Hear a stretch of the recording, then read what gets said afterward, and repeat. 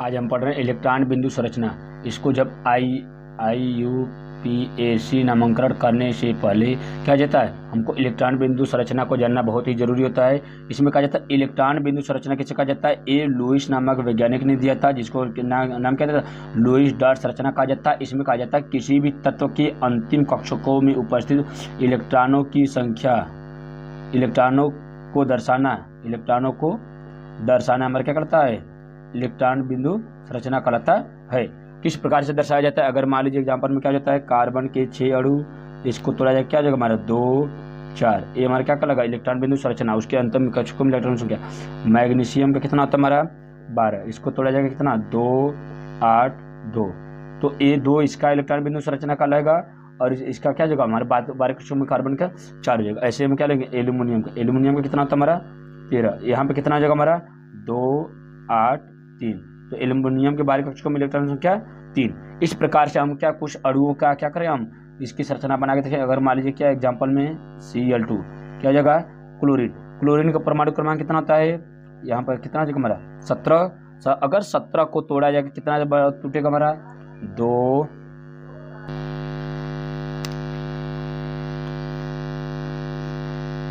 यहाँ पर 2 गया, फिर 8 हो गया, उसके बाद कितने जगह हमारा 7 जगह। कहा जा रहा है इसकी बाहरी कक्षकों में इलेक्ट्रॉनों की संख्या कितनी जगह हमारा 7। अगर जब क्लोरीन के पास यहाँ पर संख्या कितनी अणुओं की संख्या इसकी 2 है, तो क्लोरीन की संख्या कितनी हो जाएगी 2, क्लोरीन यहाँ पर कहा जाएगा इसकी बाहरी कक्षकों में इलेक्ट्रॉनों की संख्या कितनी है 7, तो 1 2 3 4 5 6 7 हो गया, 7 यहाँ पर भी 1 2 3 4 5 6 7। अब कहा जा रहा है इसको जो क्लोरीन है कि क्लोरीन को एक अणु अगर या एक इलेक्ट्रॉन इसको बाहर से मिल जाता है तो ये अपने अष्टक को पूरा कर लेगा, और जैसे ही अपने अष्टक को पूरा करेगा वो क्या जाएगा हमारा अस्थायी हो जाएगा। जब अस्थायी हो जाता है तो इस आधार पर कहा जाता है कि इलेक्ट्रॉनों को इसकी आवश्यकता कितनी की है, एक की। तो आखिरकार क्या करेगा, एक क्लोरीन के साथ दूसरे क्लोरीन के साथ एक इलेक्ट्रॉनों की साझेदारी करेगा। जब साझेदारी करता तो एक क्या करेगा, इसके साथ भी एक इलेक्ट्रॉनों की साझेदारी करेगा। इस प्रकार से पता चलता है कि क्लोरीन क्या करता है, एक क्लोरीन एक इलेक्ट्रॉन इस क्लोरीन का ले लेता है एक इलेक्ट्रॉन, और एक क्लोरीन का एक इलेक्ट्रॉन ले लेता था ये इसकी कक्षा।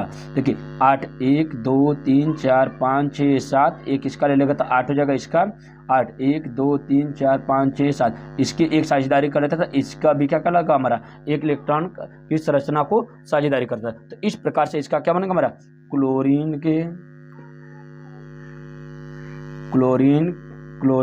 ये क्या करता है एक इलेक्ट्रॉन की साझेदारी करता था, हमारा क्या करता एकल बंध कहलाता है। ये क्या कहलाएगा हमारा एकल बंध। अब इसमें क्या कहा जाएगा, इसको Cl2। आगे देखिए, अब देखिए हम अगला एग्जाम्पल करें क्या, कार्बन डाइऑक्साइड CO2 का। इसमें इसकी संरचना कैसे बनाया जाएगा, यहाँ पे कहा जा रहा है कार्बन की मात्रा 1 है तो कार्बन की मात्रा 1, ऑक्सीजन की यहाँ कितने अणु है 2, तो 1 ऑक्सीजन यहाँ पर 1 ऑक्सीजन यहाँ पे, ये हो गया। उसके बाद बोला गया कार्बन के कक्षकों में बाहरी इलेक्ट्रॉनों की संख्या कितनी है 4, तो 1 2 3 4, इलेक्ट्रॉनों की संख्या ऑक्सीजन में 6, 1 2 3 4 5 6, 1 2 3 4 5 6।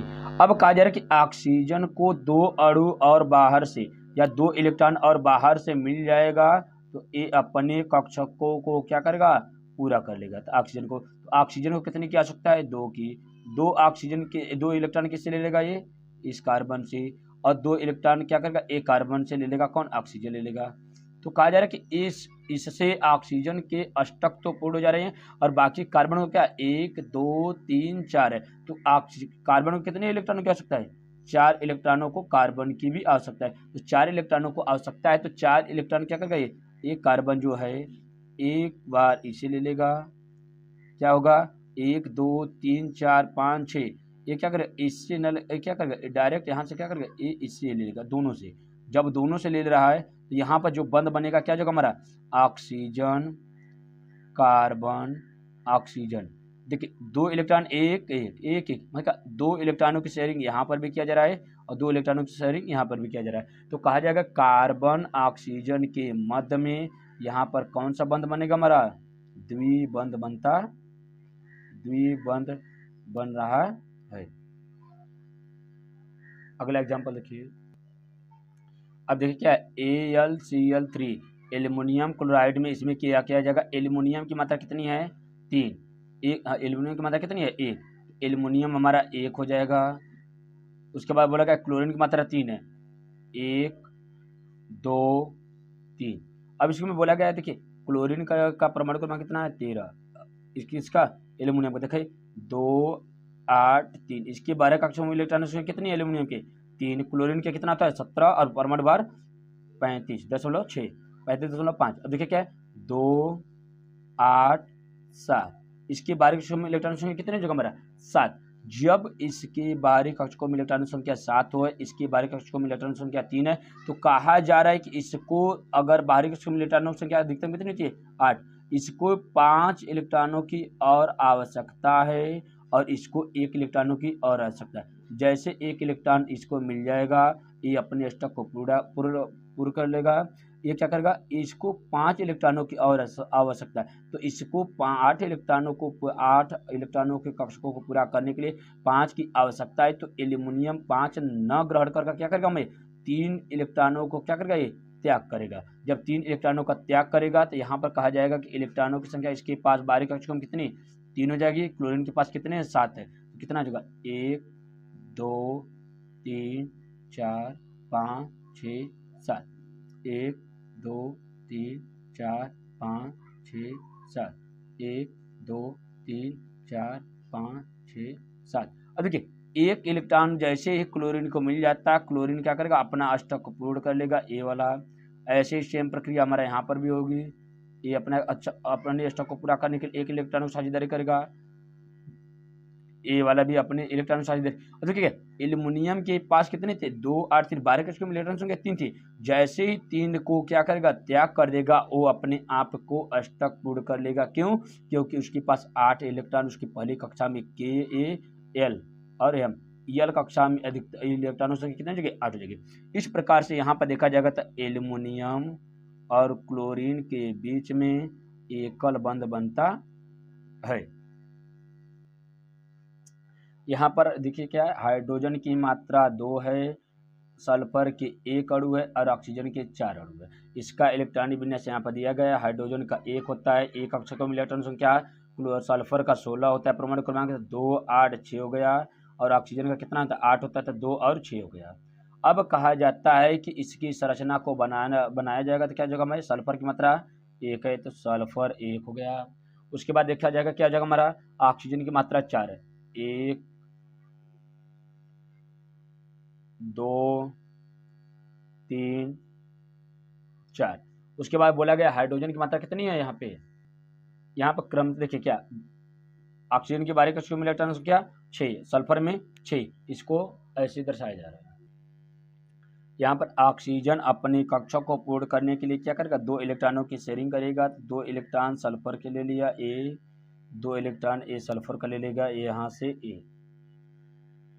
अब कहा जाएगा ए जो इलेक्ट्रॉन है, ए ऑक्सीजन है, इसको 1 2 3 4 5 6 2 इलेक्ट्रॉनों की और आवश्यकता है। तो 1 इलेक्ट्रॉन सल्फर का लेगा और 1 इलेक्ट्रॉन हाइड्रोजन का लेगा, ये हाइड्रोजन का लेगा। इससे क्या हो जाएगा, हमारा ऑक्सीजन के 1 2 3 4 5 6 7 8। अब कहा जाएगा हाइड्रोजन अपने अष्टक को पूर्ण करने के लिए 1 इलेक्ट्रॉन को और यहाँ से लेगा, ए हाइड्रोजन ए भी यहाँ से 1 इलेक्ट्रॉन का साझेदारी करेगा। अब ऑक्सीजन इसके पास क्या 1 2 3 4 5 6, 1 इलेक्ट्रॉन यहाँ से ले लेगा, ए यहाँ से ले लेगा और ये यहाँ से ले लेगा।